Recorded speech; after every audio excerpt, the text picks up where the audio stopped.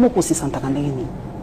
Mama eza mawa na ko le baté que na sepela kanango, mais à partir du moment où on a yebi que naza motema pembe naza na problème te nata la kanzambe na kumisa kanzambe punga na vie na ngai na yebi que ce que o affronter l'accusation lokuta c'est que batwana banguna bamoni étoile moko na kati na yo ezala kaka ndenge wana depuis na botama. Et donc, ils ont continué comme modèle moko. Na banga kate. Banga kate. Na banga kate. Na zane liké na ngana nzambe. Na ebi que bato ya mutema mabe ba moni eloko dans la kate na ngai. Papa na nini ba yebisi biso mokonzi mboka azali mal entouré. To yebi que Nicolas Kazadi est un très proche du président de la République. Tango bato balobaka bino nde boza ko pesa mokonzi ba conseil mabe. Ya zalem susu na makanisi malamu mais Nicolas Kazadi pembeni akoloba te oyo te boye. Il y a solo wana penza entourage. Mais ngai pe na koki koloba ndenge moko. Oh nyo se yelinga wana. Ezaka pona même entourage wana ya mabete. Ngai pe naza victime ya entourage wana ya mabe. Et la preuve c'est que bato bakanisa ki na kolenga na kokima na zimbongo na zo bombango ngai yoto. Ata minute moko te na lenga te na lakisa na laksi bato nyonso ke naza pembe naza eloko bomba te na affronter bato lokuta basuki pe. Mais comme bandima de fête, baza satanat. Bandima de fête, abandeli lisusu. Mais batwana kaka, batu entourage à mabe wana, nde bazo continuer musala na bango. Isa solo, président, za entourage à mabe. Na confirmé yango. Tango bakotanga Nicolas Kazadi, eloko liboso bato ngomona ka la pandeur forage. Ba surnom yo kutu moyena lubango ya lite po biso to kala mo a politesse. Dossier o ya lampadaire forage yo. Lokola na zwi yo. Betela biso en lingala facile po bato mboka ba comprendre. Au détournaka wapi au sala nini pour le combo na yo ezala lié na la padère na forage ngande fona tuna bino ba journalisme tuna wana poti lelo babani na ba accusation na mega rosta conférence de presse boy oh on a besoin de conférence de presse te zongi sa lampadaire zongi sa forage likambote oh bakero to comité na parquet ngabi bon problème ezate ngai moko na kende pas ba juge na loba na panza makamyo eza clair. Et comme il y a un bateau parquet, au moins wapi. Il y a un bango. Oh te ko ya te po nanu ba lever ba immunité na tenga bi ça le côté ata ezatenge na koya koloba. Et comme il y a un bango ti finalement ba kei ko senga na parlement lever nani pona lever ba immunité po ba yokangai. Mutu azaka azana elo se reprocher à cause de comportement le quoi yangai. Kingamo kona ki makana sima ba juge na ba ke non boya to vanda to lo ba makambo to e ba soki ngai na salini. C'est comme ça que je me suis comporté depuis le début Tinasuka. Lampadaire na forage. Ezali deux projets o ezali ke ba signé ngonga na la ministre te nazalaki nanité ba signé on a ba ministère misusu na gouvernorat ya ville de Kinshasa ngana habité. Na futa ba combien de projets mama depuis en tant que ministre des Finances, nous avons mis un budget de 4 milliards à 16 milliards. Et vous avez une idée, il y a un nombre de projets qu'on a signé. Chaque projet qu'on a signé est comme un bébé, est comme un moutoïbi. Est-ce que les gens ont dit que c'est quand même sérieux? Nous avons signé, nous avons signé un projet, il y a 100 jours, il y a un ministre Yav, il a signé un 4. Est-ce que vous avez dit que vous témoigner ici? Il y a Matata Oyo. Babengi Kitebi, yemta signaka. Est-ce que balandela kaye? Non, balandeli mutu oyo azaki ko contrôler si kambongo ezokende. Ezala kandengo wana. Mais oyo ngai komi kaka batali kaka ngai. Rubota mutu azaki responsable balandeli ete kombone ezobimate. Malgré que ba condamné on dirait basali lokote kaka ngai. Bon on a bien que ezaki complot contre ngai. Et pourquoi complot contre ngai? Pour le résultat dans celle qui. Betela biso nano li solo ya forage e banda tango yo yaka okuta kango na niveau nini. Nakuti projet déjà va signer nyoso prédécesseur nangai. Ezalaka nani prédécesseur? C'est le Yaraguli. C'est le Yaraguli. A commis le ministre du développement rural Oyakala à lobby d'accord na signé une instruction à hiérarchie a commis en bien la lettre que nazo futa nazo luka moins natala ndenge na futa ndenge toyokani na kosala montage pour na financement nango. Ndesika ya sukaki ngasi ko na ye na zui tanga Nathalie bonabi ah c'est quand même bon ebele Nathalie pe entreprise yango ya Mike Kasenga nabi mais ye c'est le premier projet na ye na makoma mayo est-ce ka okoka ngamoko na ba doute on na ba doute na komi ah Entre-temps, Lampadaire en ezaki combien tout ça n'a pas forage. Non, ezaki combien ba forage? Ezaki 1000 forages, 1000 forages. 400 millions de dollars. Ça fait à peu près 400 000 dollars par forage. Par Mais forage. les forages simple à boité. OK. Ils ont une station à forage. Donc ils ont dit différence il faut pas n'importe quoi comprendre les ali forage on ndenge biso mais sala ça ba qualité ata balobi ndenge nyonso boko boya na bino koyoka. OK. Ezali ba station à forage. Donc ezali ke batie ba salina château d'eau réserve maï et puis traiter na maï mbala. Traiter na maï et puis ba tambisi yango parfois 2 km 3 km. Ba bazoka. Normalement ils ont projet ndenge wana. Le même type de projet, tout ça là, on a Banque africaine de développement, juste avant, il y a un projet comme on a prise. Tout ça là, on a forage, et Matati, 700 000 dollars. Et maintenant, on a 300 et quelques mille, 700 000. Selon Bissika, selon profondeur, tout ça. Donc, on a 400 000 dollars par forage, c'est le qui va gravité. Mais malgré, on a quand même que, il y a un projet de ça qui est bosso. Aux comme 700 000 euros, on a que château de Bassali à béton armé en Néné, monsieur on était à 7 km. Quand on a comparé, on a dit, na boité, tout ça, on a 100 000, mais, ouais, bino 400 000, on a moins mingi. Donc, on a un botal en Golissus. Baké batali en haut, puis bazon babino, biso, comme tout ce qui devait élection, tout ça, le sacrifice, tout le Baksali sous 340 stations, au lieu de 1340. Est-ce qu'on a un peu boya? Parce qu'on a vu que la prise à un niveau, on a pris à un moment belé. On a fait l'effort, on a l'acceptation que nous avons besoin de bon, on a binoté, on a besoin de bon, on a binoté, mais bon, ça quand même, pour ça l'effort. Baké va discuter avec le ministre Roubota. Le ministre Roubota, comme il y a le bino, bateau, il y a un demi qui va passer sur 340 stations à forage. Monter ma langue Kiti, n'a pas bon tout bando fouta. Mais pour nous, ça a une avant tout, comme on a point, tellement on a doute. Na Bengisaka, directeur à la Banque mondiale, français, M. Jean-Christophe Carré. Na ébissé, tout un projet de forage, mais na ébissé ce qui est entreprise à Kokabe. Pour la première fois, ça modèle, projet modèle. Est-ce que nous avons un moyen de bon, on a ébissé pendant bino que vous avez le même projet, il y a 400 millions, il y a coupé ça à tout maï. Ah bien, ils ont dit bien, tout côté labo, tout côté travailler. Mais au lieu de ça, nous qui pour moi, on a malin mingi. Et ça, en septembre 2023, nous avons tout ici. Oh, biso to comme peine à élection, tout le qui non tout ça nous qui pour y a biso salama. Avant l'élection. Avant l'élection. OK. D'ailleurs, tout ça tout se rattraper mon pour ça banane voilà. Et puis les sous la Banque mondiale, il y a un projet comme on a passé à, et là qui est un peu différent. Par le but tout ça va forage pas batté. Tout ça appelle la latrine dans la classe, dans l'école, donc comment est-ce modèle nous Tobi non, il y a un simple forage, et ça m'a appelé Noki pour battre ce là. Donc bon, comme c'est comme ça, tout continue quand on a Biswana, on a Biswana, on a Banque mondiale et on a Bakisama après. C'est ce qu'on a fait. Maintenant il fallait qu'on accélérer. Robot a tout accéléré. Entreprise Wana ici et importé plus de 300 stations. Bon, papa, en procédure d'urgence. Ça, c'est pas un problème. C'est pas un problème. Parce que tout ça, quand on a procédure d'urgence, c'est un gars qui l'a prêté. OK. Et maintenant, on a commis, pendant ça, ma procédure d'urgence, au même moment, on a commis le ministre à budget. Boji, na yebisi tala na zo futabo, na procédure d'urgence, il y a ça tout pour régulariser. OK. Dans ça, je réponds jamais. Entre-temps, tout ça, politicien, toujours qu'une élection, président, il fallait, tous ces policiers, nani salama, tout bani pour ça, tout fouti bangot. Mais c'est qu'on suivi à dossier Zangaïté, ça ministre. Donc, si les lots à tapui mon non, basala quand même. Mais, et là, si quand les gens qui m'ont abé, nombre d'appui, on va déclarer que basali, et ça qui a monté. Basala en dessous. En dessous. Mais baso ça là quand même. Et pourquoi baso qui retard? Pour ministre Roubo Tandé, il fallait appeler ça bango bisika ya kosala. Yépe kuna manœuvre. Sikoyo eloko ekwe ici Roubo ezali nini? Ezali que tant on a ici bango mais bino lobi que bosali 89 stations. Ngana sina futi pona 200 et quelques stations.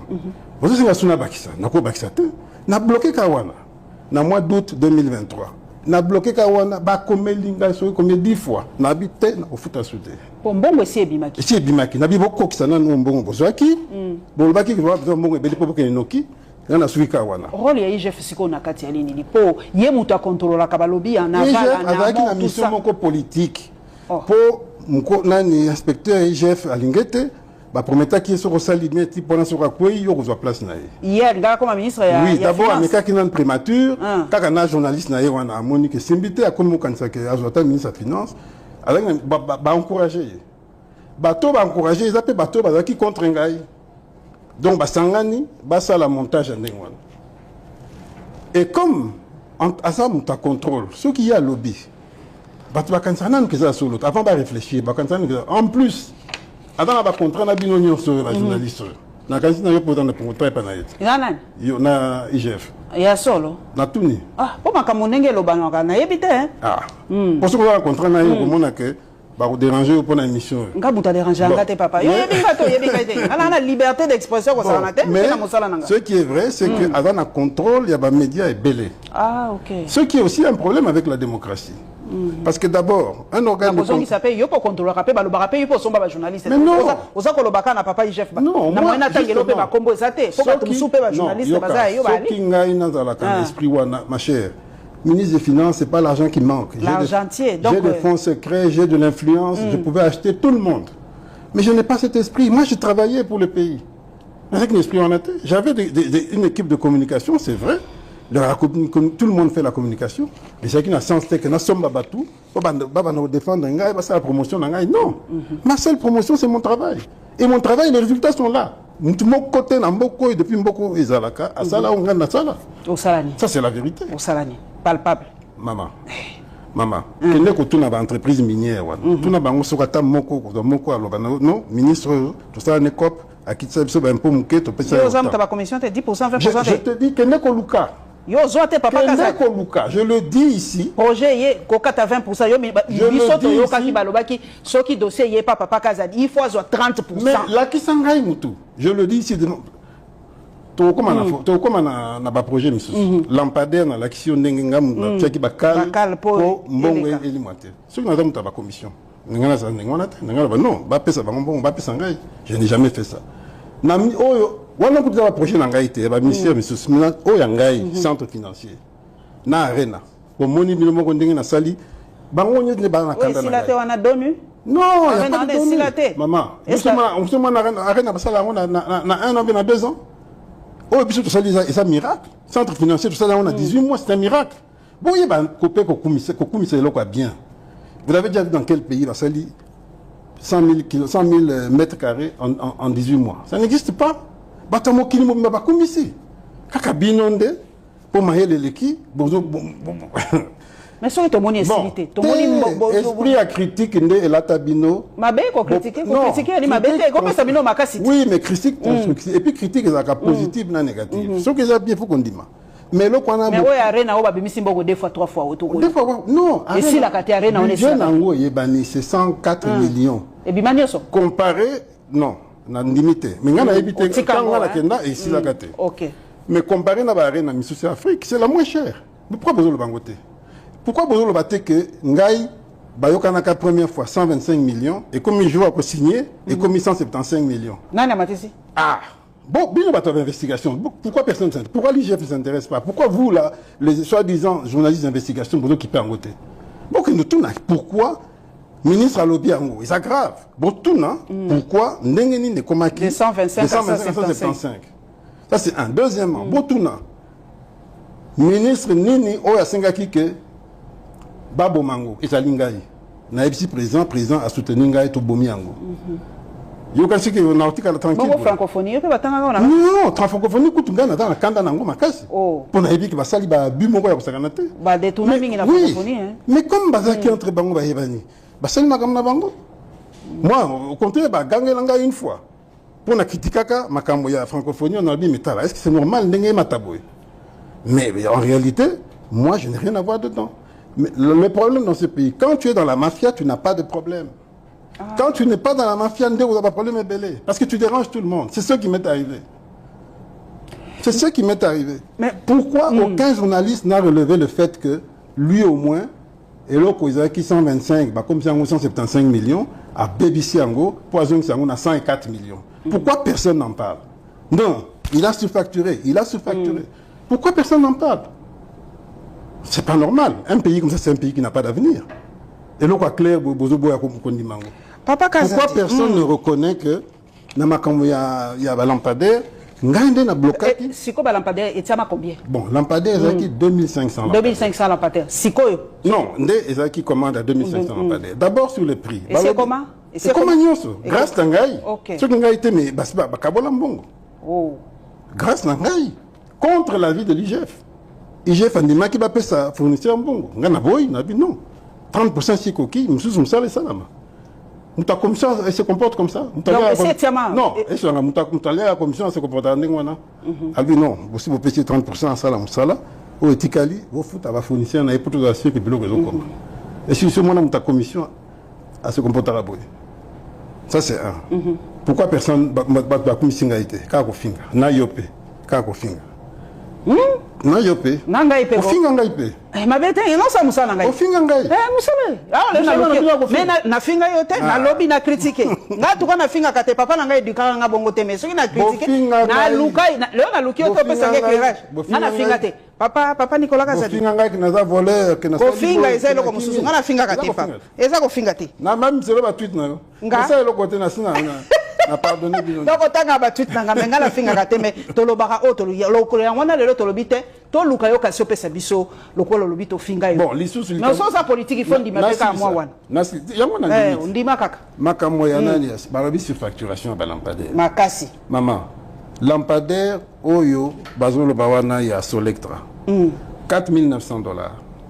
Au tali capacité nango 60 luxe. Lampadaire ya Proton. Ya groupe Raoji. 30 luxe. Donc la moitié nango na makasi. $6,200. Mais on a pas mouni en côté et le client kabou.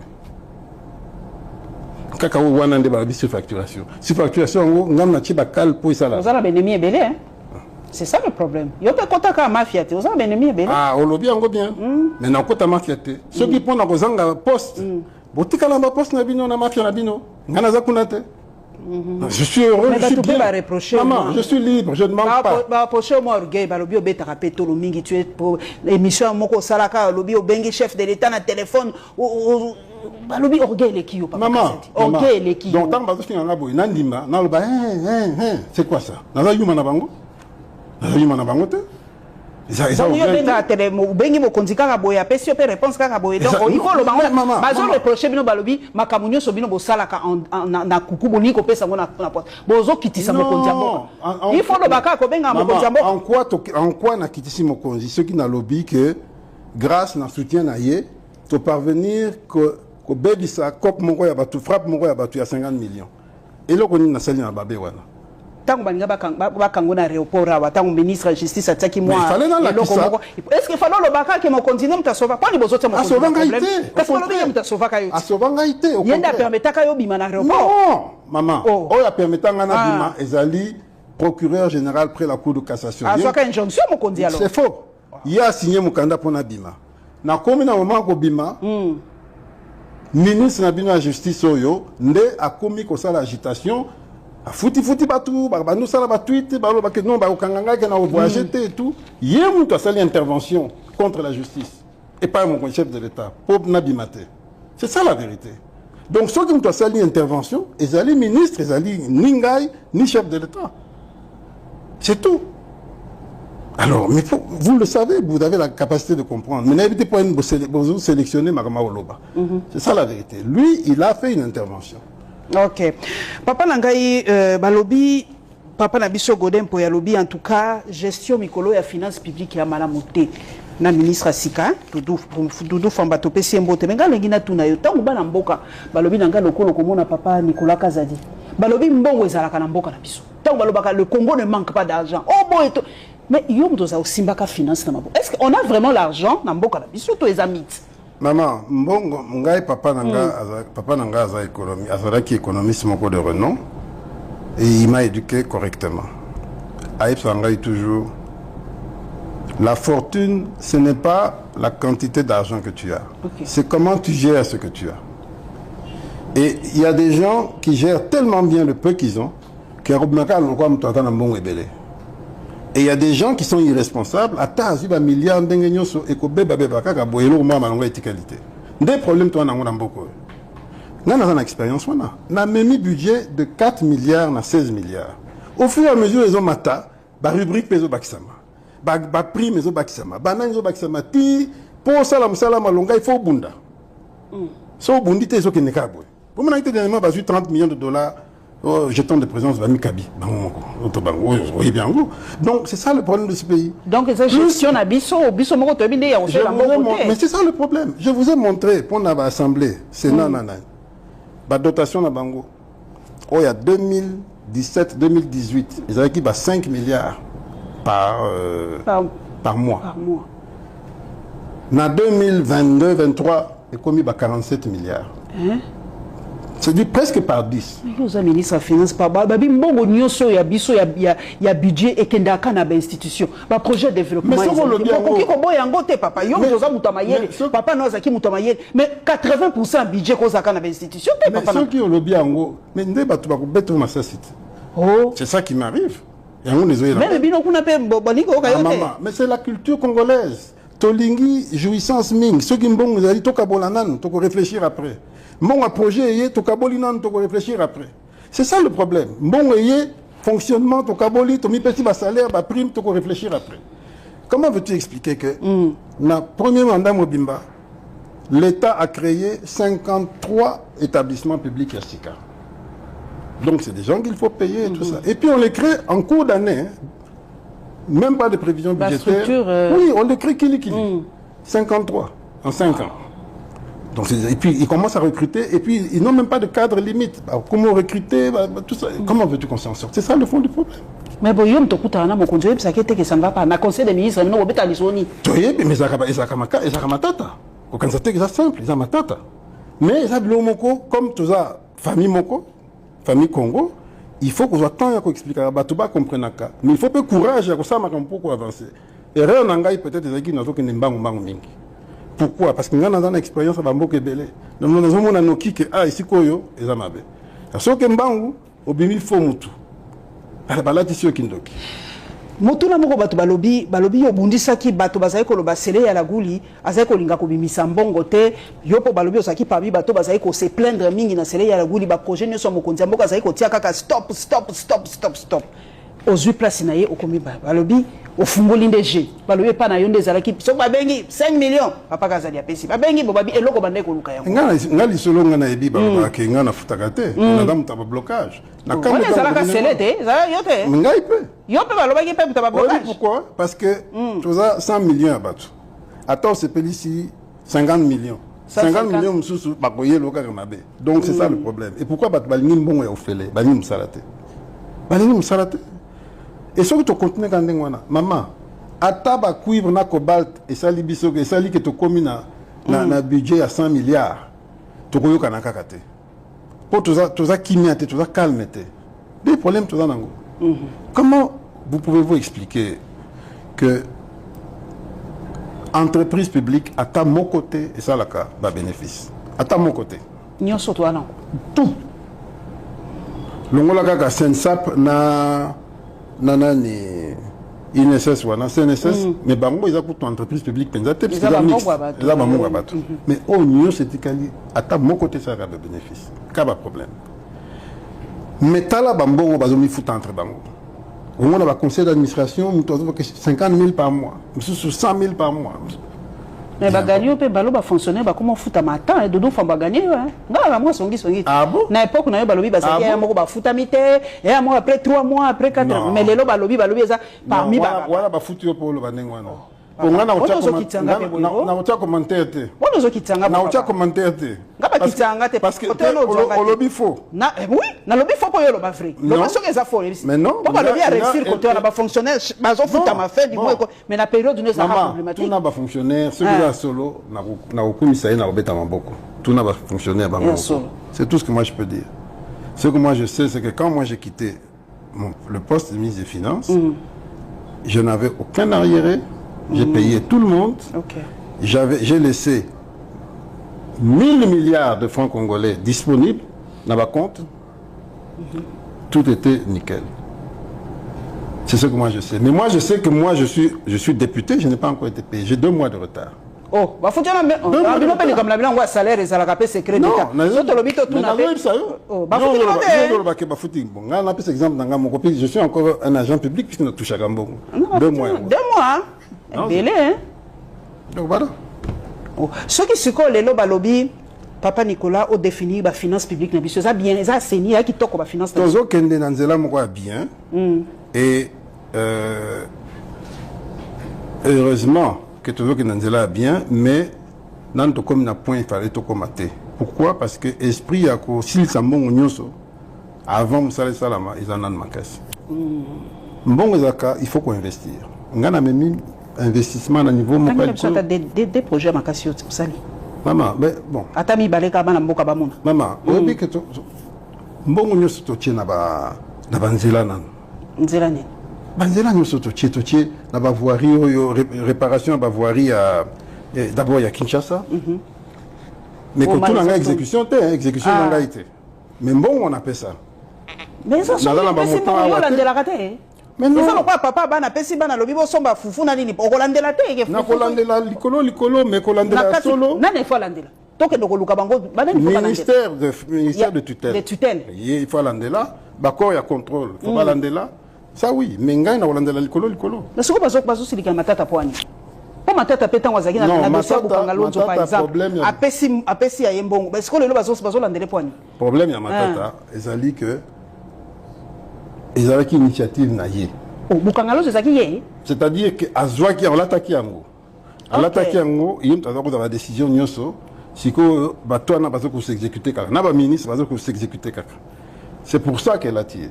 OK. Et dans la même logique, na ba projet misusu ya banani lampadaire, pourquoi robot tamtakoyi? Puisque yim tataki responsable des projets na. C'est ça le problème. Et la différence c'est que dans mon cas, moi, on veut me faire porter des projets qui ne sont pas les miens. Moi, le seul projet où on pourrait m'attaquer, c'est le centre financier. Voilà. Le centre financier, non seulement c'est le moins cher d'Afrique, mais IGF avait essayé à un moment donné. Mais quand il n'était pas ça, là-bas, chrétien et tout ça.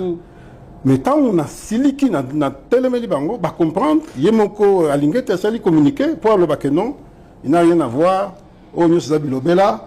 Ah, ça, et donc, moi, ma bête, mon de ces projets ont continué. Mais bah, immunité, les lopes, banamboka, ils ont dossier, papa, ma tata, ça, se plaindre à lobby, bon, il y a papa, Kazadi, bah, immunité, naïe, tout ça. Bah, doit comme les locaux comparer à papa, ma tata, pour bazo, mon ara, il y a pas à la finance, il y a pas immunité, il y a bazo, il y a moi, confusion, moi, ma tata, c'est un ami. On a travaillé ensemble à la Banque centrale pendant plus de 10 ans. C'est un ami. Donc, malgré que tu as politiquement, nous avons moi compassion pour nous. Parce que même Bozab, adversaire politique, n'a pas souhaité que ma bête. N'a pas dit qu'il ne faut pas. Mais ici, il y a confusion dans ça. Confusion dans ça, c'est que, pas seulement il y a, c'est que il y a il y a une instruction préjuridictionnelle, donc c'est-à-dire parquet. Il y a déjà, comme on a un niveau à jugement, il y a un tribunal. Et il y a une immunité, il y a un niveau à Sénat, dans la législature passée. Donc c'est fini, on ne peut plus faire marche arrière. La loi ne prévoit pas que parce qu'il va nommer, va élire après, non. Rétroactivité. La loi ne prévoit pas ça. Donc, non, sur ce dossier-là, ça va continuer quelle que soit l'élection. Sauf peut-être si vous avez élu président de la République. Wana, oui, la loi prévoit que toutes les poursuites sont bloquées jusqu'à la fin du mandat. Mais pas non, ça doit continuer. Non, conseiller Nina, qui n'est pas à moi, je vais vous dire. En tant qu'ami, moi, j'avais même des doutes sur les accusations contre lui, parce que je connais la légèreté de l'IGF. Donc j'avais des doutes. Moi-même, j'étais victime.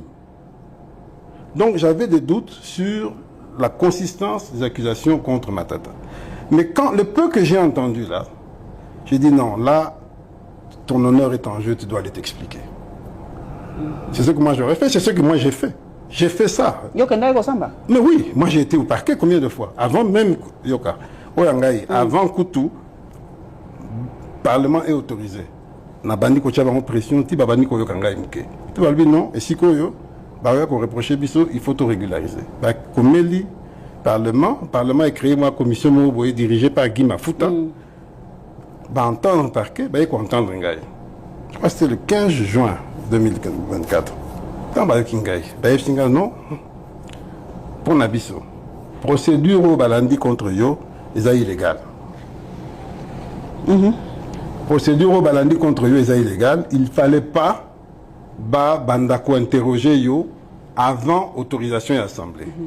Deuxièmement, pour un fond et dossier, selon Oyotoyo qui n'est pas procureur, n'a pas na Yo, tout le monde a place na Yo wana. Donc pour la biso commission wana spéciale, tolingi to boyango que tika ba poursuite contre Yo. Banani audition contre Yo. Ngai si kona MC bango non. Ngai moko na sengaki ba yokanga avant. Ceux qui bosali ndenge wana ko zani ti bo protéger nga pona okacher loko moko. Na boy na lingi tokeneti na suka. Bo autoriser que ba yokanga. On assure, oui, nous assure. Pour la biso tout le monde loko moko te que ba entendre. Ngabi non, nous assure botika tokeneti na suka. Ne ba ko décider. Ba vidéo ezali. Dans la vidéo, il y a Guy Mafuta dans le biscuit tant que la rapport qu'on a plaigné a expliqué bien le non. L'honorable Kazadi lui-même a souhaité être entendu. Donc, compte tenu de ça, tu es autorisé. Voilà comment un homme d'État se comporte. Donc, Lelo, Balampader, Rango, Baposa quand même. Baposa quand même. Na Silza, Sikoyo. Nake, na parquet. Ensuite, procès bandit, procès d'acquis public. Sans aucun site, droit et justice. Mais curieusement, Bino, c'est pas journaliste. Bon, il y a Aïbaki, ceci, cela. Mais Bolanda dossier, Bolanda au lobby, Bosenga par rapport, vous étudiez, Bino pas d'investigation. Bolinga en côté, Kako Finga. Papa, on a un journaliste d'investigation. Quand il a signé le plateau, on a un journaliste d'investigation. Moi, c'est l'interview. Investigateur, il y a une investigatrice, parce que un débino. Papa, Nangaï. Lelo Oyo, ce qui moi n'a pas lobby kasi. Et si quand il y a lampadaire en Gobatia, n'a pas forage. Mais maman, beaucoup de tout n'a pas collé lampadaire. Beaucoup de Gobila est là. Mais Daniel Bumba est là. Mais on a quoi ça puisque. Gobila Boyango? Gobila Boyango? On a quoi ça au Ngana Yebi. Naïf, non, Oyoka bien. Et là, qui 2500 lampadaires. Va fournir, je crois, 1900. 1900. Va tchétché na banzela nyos. C'est qui 600. 600 euros, il fallait je crois la route de Matadi. Route de Matadi yango babandi ko timola po ba tcha banani. Ba piquer ba tcha ba lampadaire. Entre-temps, Daniel Bumba a zui et bonga ya gouverneur. Daniel Bumba a 5 entreprises à l'objet non. Bo stopper na nwana po biso to lingi to tchango na nzela mususu zotongama. Tolingi yango supunate. Bah on va le bon problème est mais entre-temps, tout ça il va dépense. Déjà tu perdre un bon on a projet on a qu'à prendre ma kama IGF, mais tout ça il va dépense, tu timolia wa et tout. Si quoi surtout que tout côté la place mususu nanya au futa biso. Bah bindon bon di makaka tout ça ni bandimi ba ozela. Ça fait 5-7 mois. Gouverneur azoko ko ça monter que bochango isikabo. Donc tout le matériel est là, ils ont bloqué. Ils ont bloqué. Mais quoi, qu'on battre? Justement, c'est ça le risque. Surtout que, donc les 600 lampadaires ils ont bloqué. Surtout que lampadaire en ça la cana batterie. Batterie, ils ont la garantie à 4 ans. Oh. Mais si on compte tant et ça là qui n'a pas tête. déjà 4 ans? Et tu comme déjà 3 ans. Natangela, au point où Bisso Arena, où il y a Bisso les moins chers. Bisso qui gagne Arena 10 000 places, 16 millions d'euros. Dakar Arena 15 000 places, 16 millions d'euros. Kinshasa Arena 20 000 places, 5 millions d'euros. Maman, est-ce qu'on dit bien, on va faire 10 000 places en 16 millions d'euros à taille. Hein? Non, c'est du n'importe quoi. Mais c'est ça, qui n'a pas ce chiffre là. Ce que vous avez bengana.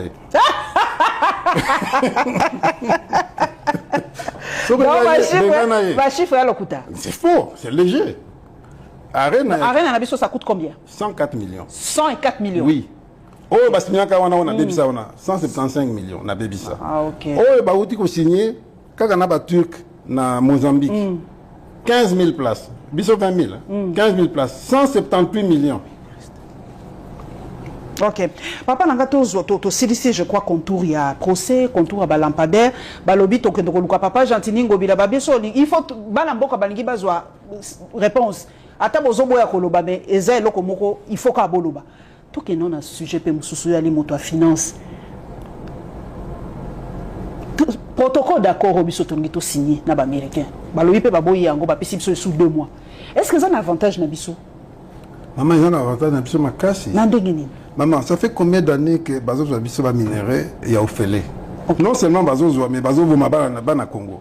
OK. Tous eu occasion que bateau basé la ba minerai wana toyo kana bango en direct fara bon to boya so boy ni balokio siko bandoki misu bakomi ko critiquer yango ka po balinga kate loka bien salama balingi kinyate là c'est à Rwanda na kati Rwanda sana azo pesete na kati non dès lors que toyokani que to sala ngo na nenga bien ezali accord de paix il y a mon toujours le côté ils ont ma concession ezali accord de paix toi accord économique et les deux vont de pair. Il y a un accord de paix et puis un accord de coopération économique. OK.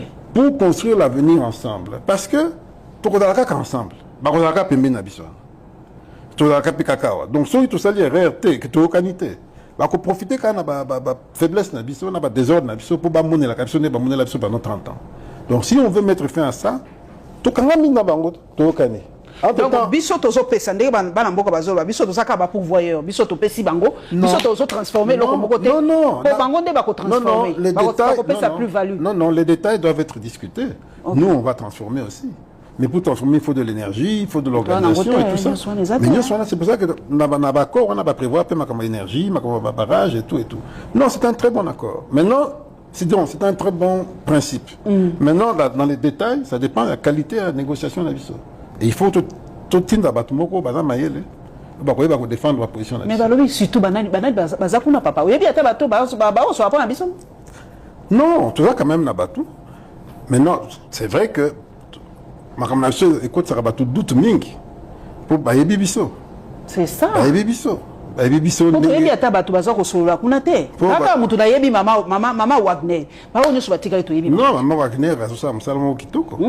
En tout cas, hier, mais il faut faire attention. Parce que je vous parle en tant que ministre des Finances d'expérience, je sais que tout le monde va confondre intérêt à l'État et intérêt privé. Alors si on ne fait pas attention, on perd de crédibilité dans la.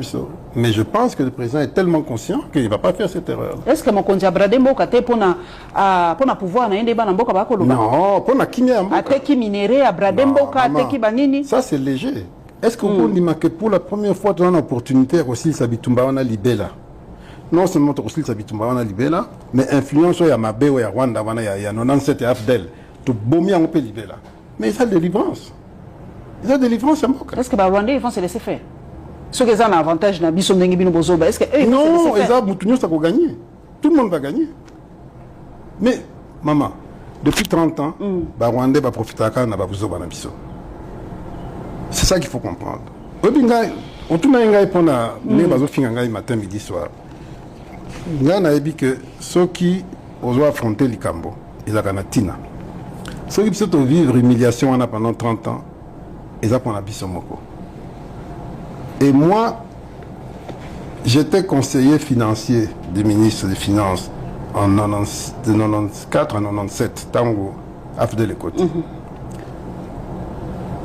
Ndenge ba Emilia biso na époque wana nazaki mwana muke j'avais même pas 30 ans ndenge ba Emilia biso na époque wana etikala kama on a mis ba fidèle on a ndima ngo jamais na vie na ngai après na keko sala libanda et tout tant na ko zonga siko na position ya ministre des Finances na lobby Nzambe alingi que peut-être tout royo to longo la humiliation to zwaka na 97 wana malheureusement armée na biso ezaki na rendez-vous wana te Amen abiso et koka qui m'a camoté.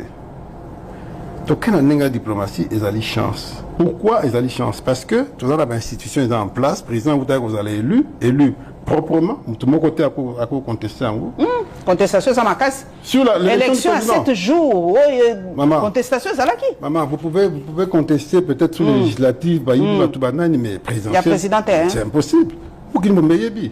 Et donc c'est parce qu'on a cette chance-là d'avoir des institutions. Parce que Bitumba est fidèle. Pas qu'on sait qu'ils ont des institutions. Alors qu'ils ont des minéraux. Mais tout le monde est que Biso, tu as des institutions. Il y a nous avons des petits poteaux. ils ont chance na biso. On fait cette négociation, on finit la guerre et on continue la démocratie. Sikoyo awa balobi Corneille Nanga. Rébellion yo au vivant qui a fidèle. Oui. Est-ce que rébellion est au Salamalelo na Corneille Nanga? Et ça n'a pas similitude na au Salama Yafdel? La seule similitude est dans mon thème Mabé, il y a des Rwandais, il y a des traîtres congolais, balinko sakana mboka. Ko ba moni biso bazoba. Et ba la pena tu peux comprendre ne ba moni bazoba puisque façon toujours gérer makambo parfois. Et puis ça va pousser à ko ba bateau bazo comprendre que ba na mboka munene ba na mboka kitoko, so ba comprendre que tu occupé ango. C'est ça la seule similitude. Mais il y a tout bakutani na mukua. Mais ba revendre autour d'une table. Donc sur la tête na 23 to sur bangote. Non, à la parce que ba déjà ensemble, ba vandi déjà na. Ba vandi déjà na doa hein, bazar solo là déjà. Papa nangai ba lobby biso to za makasité na lobby oza ministre finance. Mais na yoki quelque part ba lu mo continue biso bimisi mbongo belé na ba lobby. Rôle ya lobby ezakali. Justement, lobby et koki koya ko salisa yo ceux qui yo moko za sérieux. Mais ceux yo moko sérieux zate. Et pour compenser buzoba na yote. On a président dit non, votre motema mingi na ba lobby te, biso des photos à la sérieux. Et heureusement, les Américains peuvent ba moni même vision. Ba lobby non, photo solo là entre biso. Ko chambon e belé na ba lobby, ils ont plus image mo ma vie. Et on a moni que ba longoli ba na. Ba longoli ba lobby ben bongo ke belé hein. Moi que na mwanda. Oh là là. Ouais quoi ko sala ta moi ba projet musu sociaux. Mais oh ya 5 millions on est futamate. Il y a solo. Il faut t'amener. Heureusement, bon, comme a quitté, parce que diplomatie, mon compte ça, pensez, j'ai senti solo. Maman, ça portait des fruits. Mais il y a un tout comme na point haut. Maman, attends, nous c'est bon guité. Mais na point haut, tout commis, les alliés pour, bah commis koyo kabiso. Diplomatie, ils en ont bien té, tu en as ma caméra, bah il faut ébeler à ça, tu as la chance d'avoir un ministre, il y a bien, ou à zolo va bien. Mais ce n'est pas suffisant. Il faut un réseau d'information, d'influence. Carnet d'adresse sur le Zangui. Oui, mais c'est sérieux. Si les autres ont carnet d'adresse sur le sérieux d'être aux Zangui. Parce que ceux qui sont sérieux, ceux qui lobano, ils ont dit que tant yo lobby, bah yo ki yo. C'est ça la force. Papa Tozo qui m'a dit, qu'est-ce que moi j'ai fait? Moi, je suis le premier ministre des Finances qui a terminé un programme avec le FMI. Programme de FMI. On dit aussi ça là. Non, jamais. Non, c'est pas la même chose. C'est pas la même chose. Et mais moi j'ai fait ça parce que pendant 3 ans, ce que je disais, c'est ce que je faisais. Mais FMI peut bon ça en bocate et d'arraper dans développement. FMI bah le bien rendre comme bon ma biso les non, c'est comment vous sur total Ibrahim Traoré raboyi coopération na institution ba Bretton Woods. On dit que Burkina ba wuti ko comme la FMI, c'est quoi? Ba commune ba sing ba aide. Ba sing aide. Vérifier. Il y a solo. Non, maman, réalité, c'est la réalité. Bino de bolinga populisme mingi. Boko ne kana populisme boko kufa. Il y a solo. Mais mboko pe lingi populisme mingi. Et yango ndeko bo mboka. Donc ba comédie bango na kuzuke ba ko sunga bango hein. Nazo yebisa yo kende ko vérifier. Ouais, to ko vérifier pour nga biso to ka pensa ki ba kati coopération ba vérifier ko mona. Mais ba lobi papa soki mboka pezo gérer na moi panka ba lobi bino ba to IDPS. Yo ça d'abord na kani. Kabundu to oyo mususu kabuya to na kante ngai kana ngai za UDPS point. Mais ils habitent bale bas boza na deux secrétaires généraux. D'accord moko. Papa. Ezaka mo nous kolana ba biloko na te. Mais image bozo pesa biso yango wana. Non, ngape nazo regretter image wana parce que on mérite pas ça. Ezaka ba obi hein, c'est un pays jeune, les gens sont jeunes, démocratie en sika maele na ne koti bien te. Mais il y a qu'un seul parti et c'est le plus grand parti du pays. Donc, parce que le pays se renforcera à travers les partis politiques. Et c'est dommage que le plus grand parti, qui est un des rares partis qui a une vraie histoire de combat, est contre le Makamaboué. 32 ans de combat, en tout cas, il y a pouvoir et le côté. Mais le côté, mais Tobimsi Mboka na Makamabélé. Combien de morts? Maman. 10 morts. Maman, ça c'est vrai, mais qu'est-ce que vous faites? Étendu à ma problème. 6 enfants par femme. Ok, moyenne. En moyenne, 5,9. Donc ça veut dire que au fur et à mesure ça va être fort, et donc il faut mbongo pe baksamana mayele. Bongo ezangi na mboko. Mais il y a bala mboka baza komituma. Est-ce que na Congo bongo ezangi quand les gens détournent koyoka 500 millions, 100 millions, 4 millions, 5 millions, les gens se demandent il y a l'argent. Non, d'accord, mais même na ba détournement il faut voyer ba o ya solo na ya lokuta. Parce que la même bouche là qui est censée dire la vérité et qu'on va lobby vérité à lobby et lobby à lokuta. Mais ce qui est vrai, c'est qu'il y a encore beaucoup de gaspillage, il y a encore beaucoup de détournements, on ne peut pas nier. Et petit à petit, il faut que bon, ça raison pour laquelle moi j'ai dit que à partir pour tout dans le niveau moko, il faut que chaque année, n'engé balande la entreprise pour l'impôt, balande la paix par individu. Oye na mutuka, batali mutuka ngwa soba kyango kan, soba kyango ndeni, ndako soba kyango wapi tout ça. Si on fait ça, donc, il faut que coercition exacte, oui, et justifier vie na yo. Mais ce que tu as vu à Kinshasa, papa Nicolas Kazadi, au voyage à Kaokenda Kapoto, pourquoi ville n'a pas ce bébé? Qu'est-ce qui manque? Il y a un autre problème aussi. La ville à Kinshasa. Il y a un autre problème. D'abord, la ville n'a pas assez d'argent, budget pour Maël à Robinson Bongo et Kokina Mpenzate. Deuxièmement, système politique nabiso. Oyaba, Jalelo, Naba, Makelele, tout ça, folklore, wana. C'est pas un système qui favorise Bata Mayele, Nabisika, Bisika Mayele. C'est un système qui favorise l'aventurier. Bato, Bakoyana, Bakosi, Bato, Basali, Makelele, et tout. Bazuzi, Place, Bakomo diriger dans Bango. Alors que dans tous les grands pays qui fonctionnent, le monde a ici clé, ils qui ont été préparés vraiment pour Naya. C'est tout bien, on a des pestes pour préparer, hein. Mais c'est un problème général. 5, 6. C'est un problème général. C'est un problème général. L'UDPS est minoritaire dans le gouvernement. Mais l'Assemblée nationale, vous êtes majoritaire? Quasiment. Non, mais tout le dans le gouvernement. Assemblée nationale, la même chose. Je vous dis que quand il n'y a pas de débat constructif, il n'y a pas de parcours constructif, il ne faut pas s'attendre à des miracles. Il ne faut pas s'attendre à des miracles. C'est ce que nous vivons. Ce qui est au côté gestion Nabino sur 10, Toto Kabouane. Pour mes côtés combien? Dans la discussion il y a 2 jours, nous avons comparé régime Nabiso, régime Kabila, na régime il y a Mobutu. Na répondre na ebisie limbi sangai sur otali ba 3 régimes.